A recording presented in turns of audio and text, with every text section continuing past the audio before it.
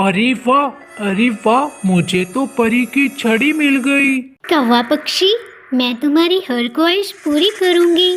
तुम मुझे मेरी छड़ी वापस कर दो। हाँ ठीक है, मेरी बहुत सी ख्वाहिशें हैं, लेकिन सबसे पहली ख्वाहिश मेरी ये है कि तुम मेरे लिए कोई अच्छी सी दुल्हन लेकर आओ। यार इस जंगल में कोई भी कौवी नहीं है, इसीलिए आप चाहो तो मेरे लिए तुम किसी और प्रजाति की भी दुल्हन ला सकती हो, जिससे मैं शादी कर सकूं। ग्रीनलैंड जंगल में बहुत सुहानी सुबह थी। मीठी तोती अपने बेटे के साथ तालाब पर पानी पी रही थी।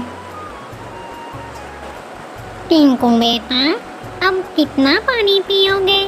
अब बस भी करो, क्योंकि जितना ज्यादा पानी पियोगे तो उतना ही ज्यादा टॉयलेट आएगा। हाँ माँ, बस थोड़ा सा और। अब इतना कहकर टिंकू फिर से पानी पीने लगा। मीठी का बेटा टिंकू अभी पानी पी ही रहा था कि तब भी एक शिकारी का बाण आकर मीठी की कमर में लगा। माँ, ये दुष्ट शिकारी कहाँ से आ गया? इसके बाण ने तो आपको जख्मी कर दिया। बेटा टिंकू, तुम यहाँ से भाग जाओ, वो शिकारी फिर से कोई बाण चलाने वाला होगा। नहीं माँ, मैं आपको अकेला छोड़कर कहीं नहीं जाऊंगा। टिंकू की बात सुन मीठी ने हिम्मत दिखाई और दोनों वहां से उठ चले। काफी दूर तक आने के बाद मीठी ने अपने घुटने टेक दिए। माँ, आप फिक्र ना करें, मैं अभी हमारे डॉक्टर बैजी को बुलवा कर लाता हूँ। अब यह कहकर टिंकू वहां से उठ चला। थोड़ी देर के बाद टिंकू डॉक्टर बैजी को लेकर आया। अरे बाप रे, ये तीर तो काफी बड़े जख्म के साथ साथ गहराई में है। इसे निकालेंगे तो बाण टूटकर इसकी बॉडी में ही रह सकता है, जिसके कारण इनकी मौत भी हो सकती है। डॉक्टर बैजी, ये आप क्या कह रहे हैं? आप ऐसा मत करिए प्लीज मेरी मम्मा को ठीक कीजिए ना। टिंकू, अब तो तुम्हारी माँ को कोई चमत्कार ही बचा सकता है, वरना तो इनकी मृत्यु तय है। हे ऊपर वाले, ये मुझे आपने किस दुविधा में डाल दिया। मैं अपनी माँ को दर्द में नहीं देख सकता। बाहर नहीं निकाला तो ये धीरे धीरे मर जाएंगी, और अगर बाहर निकालने की कोशिश भी की तो ये एकदम से मर जाएंगी।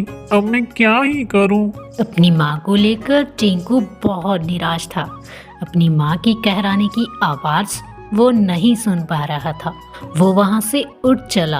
अपनी माँ को मरते हुए देखने से अच्छा है कि मैं उससे पहले खुद ही मर जाऊं। अब यहाँ पर वही शिकारी आएगा और अपना बाण मुझे मारकर मुझे भी खत्म कर देगा। टिंकू काफी देर तक शिकारी के इंतजार में बैठा रहा, लेकिन शिकारी नहीं आया। तब भी उसे एक तालाब के किनारे एक चिड़िया दिखाई दी जो काफी निराश लग रही थी। टिंकू उसके थोड़ा पास चला गया और बोला, आप कौन हो? आपको पहले तो इस जंगल में कभी नहीं देखा। छोटू तोते, मैं एक परी हूँ। अरे तुम परी हो? मतलब मेरी माँ की जान बचाई जा सकती है, क्योंकि डॉक्टर बैजी ने कहा था कि उन्हें तो कोई चमत्कार ही बचा सकता है। मगर मैं एक परी होकर भी मेरी शक्ति यूज नहीं कर सकती। क्या? ये आप क्या कह रही हो? मुझे तो कुछ समझ नहीं आ रहा। आप परी होकर फिर जादू यूज क्यों नहीं कर सकती? दरअसल बात ये थी कि मैं कल शाम आपके यहाँ जंगल में आई और एक चिड़िया के रूप में मैं नीली पहाड़ी के अंदर चली गई और अपनी छड़ी को मैंने वहीं फूलों में छिपा दिया। उसके बाद कुछ ही समय में मैं बाहर आई तो मैंने देखा कि मेरी छड़ी को एक कौवे ने उठा लिया। अरे वाह, मुझे तो परी की छड़ी मिल गई। कौवा पक्षी, मैं तुम्हारी हर ख्वाहिश पूरी करूंगी। तुम मुझे मेरी छड़ी वापस कर दो। हाँ ठीक है, मेरी बहुत सी ख्वाहिशें हैं, लेकिन सबसे पहली ख्वाहिश मेरी ये है कि तुम मेरे लिए कोई अच्छी सी दुल्हन लेकर आओ। यार इस जंगल में कोई भी कौवी नहीं है, इसीलिए आप चाहो तो मेरे लिए तुम किसी और प्रजाति की भी दुल्हन ला सकती हो, जिससे मैं शादी कर सकूं। मगर मैं दुल्हन कैसे ढूंढ सकती हूँ तुम्हारे लिए? तुम कुछ और भी तो मांग सकते हो। तो फिर ठीक है, तुम भी और कुछ मांग सकती हो। मैं तुम्हें तुम्हारी छड़ी नहीं देने वाला। अब या तो तुम दुल्हन ढूंढ कर लाओ, तो या फिर इस छड़ी को भी भूल जाओ। मैं तो चला। और फिर वो लालची कौवा मेरी छड़ी उठाकर ले गया। उसने मेरी छड़ी को अपने घर के अंदर रखा है और अब मैं उस छड़ी के बिना कोई जादू यूज नहीं कर सकती। आप फिक्र ना करें, मुझे मेरी माँ को बचाना है, इसीलिए अब मैं उस कालो कौवे के लिए भी दुल्हन ढूंढने का प्रयास करूंगा। ऐसा कहते हुए अब टिंकू वहाँ से उठ चला। उधर कालू कौवा अपने घर के बाहर बैठा हुआ था। तभी टिंकू वहाँ गया और लड़की की आवाज में बोला, मैं इस जंगल में नई आई हूँ, क्या आप मेरे दोस्त बनोगे? अरे वाह, तुम तो कितनी खूबसूरत मैना हो। अरे दोस्ती छोड़ो, मैं तो तुमसे शादी करने को तैयार हूँ। मगर आप तो एक कौवे हो और मैं एक मैना, ऐसा कैसे हो सकता है भला? अरे अरे, क्या हुआ तुम एक मैना हो तो? मगर मैं तो शादी करना चाहता हूँ ना। कौवे की यह बात सुनकर टिंकू बहुत खुश हुआ और वे अपनी मीठी आवाज से बोला, ठीक है, अगर आप एक कौवा होकर मुझसे शादी करना चाहती हैं तो मुझे कोई आपत्ति नहीं है। मगर शादी के बाद हम दोनों रहेंगे कहाँ? हाँ हाँ, आओ आओ मेरे साथ चलो, मैं तुम्हें अपना घर दिखाता हूँ।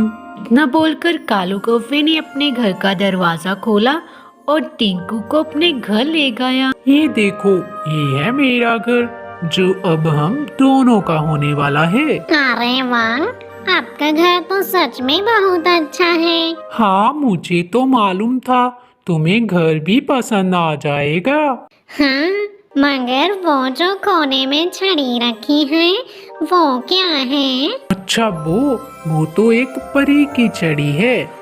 मैंने उसे अभी तक अपने पास इसीलिए रखा था कि जब मेरी शादी तुम जैसी खूबसूरत दुल्हन से होगी तो फिर मैं उस परी को बुलवाकर तुम्हारी हर ख्वाहिश पूरी करूंगा। आप मजाक बहुत अच्छा करते हैं, हंसते हंसते पेट दुखने लग गया। अरे अरे अरे, मतलब ये तुम्हें मजाक लग रहा है? अब टिंकू ने कालू कौवे को अपनी बातों में पूरी तरह से उलझा दिया और टिंकू ने उस छड़ी को उठा लिया।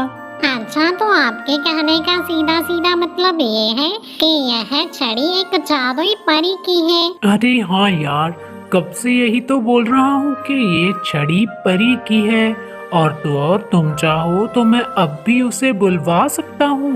अच्छा, तो बुलवाओ तो जरा। हे मेरी जादुई परी, तुम्हारे आने का समय हुआ है, अब जल्दी से मेरे पास आओ। देखा देखा, मैंने कहा था ना, तुम्हें मुझ पर विश्वास नहीं हुआ। देखा, अब तो विश्वास हुआ ना, परी आ गई। हा हा हा हा हा हा हा हा हा हा हा हा। बैद जी, मुझे लग रहा है कि मेरी आखिरी सांसें नजदीक है। कितना अच्छा होता कि मेरा बेटा मेरी आंखों के सामने होता और मैं आखिरी बार मेरे बेटे को देख पाती। उधर कालू कौवा बेहताश हंस रहा था। तभी टिंकू ने परी की छड़ी वापस परी को थमा दी और फिर जादुई परी ने अपनी छड़ी घुमाई और कालू कौवे को सब भुला दिया। माँ, अब आपको कुछ नहीं होगा। माँ, मैं आपको तिल तिल मरते हुए नहीं देख सकता था, इसीलिए मैं तुम्हें बचाने का उपाय ढूंढने गया था। जादुई परी, प्लीज मेरी माँ के सीने से इस बाण को इस तरह से निकालो कि ये बाण निकलते ही ठीक बाद मेरी माँ एकदम से स्वस्थ हो जाए। हाँ हाँ, क्यों नहीं छोटू मिठू, जरूर। अब ऐसा कहकर उसने अपनी छड़ी घुमाई और मीठी की कमर से वो बाण निकाल दिया। अब छोटू मिठू की माँ एकदम से ठीक हो गई। शुक्रिया जादुई परी। कोई बात नहीं छोटे मिठू, अगर मेरी जरूरत कभी भी पड़े तो मुझे पुकार लेना, मैं वापस आ जाऊंगी।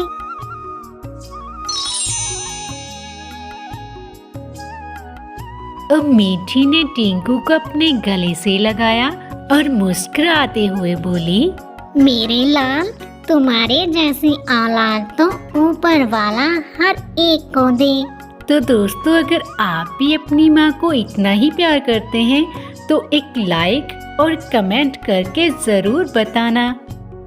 और इसी तरह की इंटरेस्टिंग और मोरल स्टोरीज देखने के लिए हमारे चैनल बिंदु चिड़िया टीवी को सब्सक्राइब करके ज़रूर जाना।